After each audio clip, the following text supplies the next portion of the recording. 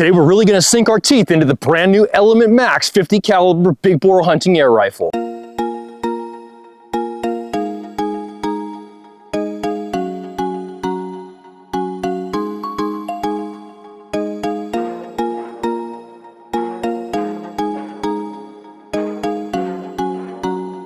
What is up, guys? Maccabee Speed coming at ya, bringing it back to basics with an air rifle that's sure to train the user to a higher level of proficiency.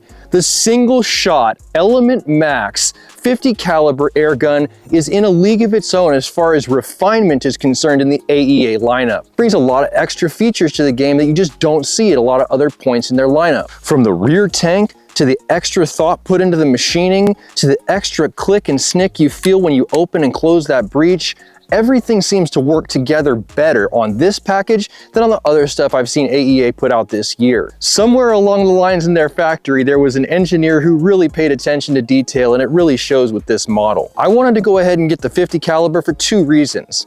In my experience, I've seen the 495 50 caliber air guns perform significantly better than their 457 counterparts. Additionally, for my own bug out prepper fantasy land here, I have the molds that make both 250 and 350 grain seeds that would feed this perfectly. They're both sized in 496, so it's exactly what this thing wants to see on the menu, and it gives me that level of confidence knowing that I can be self-sufficient should the bottom fall out of this wet paper bag we all live in. Now, every single episode I've filmed up to this point today has had some kind of foible with it, and this episode is no different in today's litany of failures. For whatever reason, there is something going on. The way that I've mounted the scope,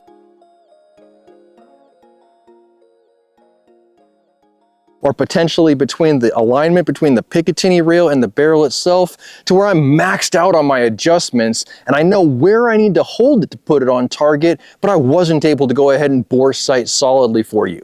I'm also all the way out of adjustment on both windage and elevation to get it where it's at, but I wasn't gonna shortchange you guys and not produce an episode. Today we're gonna look at two things. A, what is my grouping like if I have the same hold at 50 yards, and what is the energy that's being produced at the muzzle for those shots?